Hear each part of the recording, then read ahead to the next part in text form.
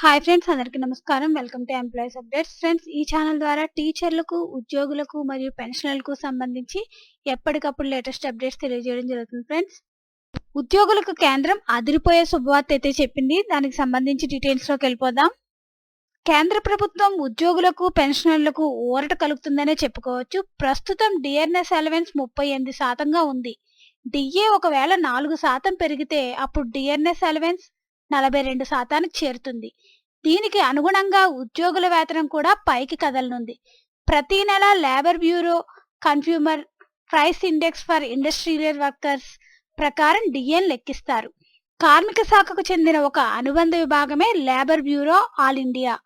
Railwaymen federation general secretary Shivgopal Mishra పీటీఐతో మాట్లాడుతూ, December నెలకు సంబంధించిన సిపిఐడబ్ల్యూ జనవరి 31న విడుదలయ్యిందని తెలిపారు. దీని ప్రకారం డిఆర్ఎస్ అలవెన్స్ 4.23% మేర పెరగాల్సి ఉందని తెలిపారు. అయితే కేంద్రం పాయింట్ తర్వాత ఉన్న నెంబర్లను పరిగణలోకి తీసుకోదు.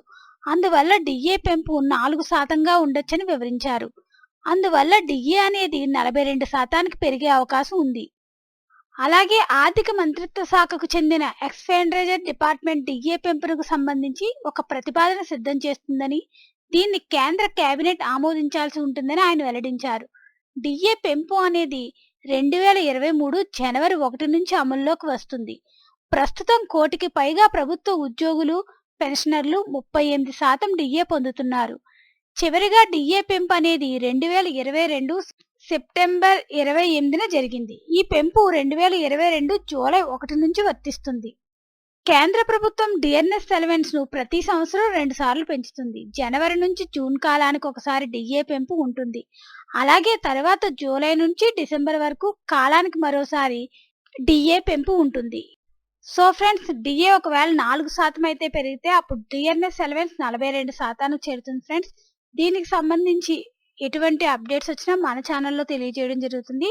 ఈ వీడియో కనుక మీకు నచ్చినట్లయితే లైక్ చేయండి, షేర్ చేయండి. అలాగే మన ఛానల్ సబ్స్క్రైబ్ చేసుకోండి. Thanks for watching this video.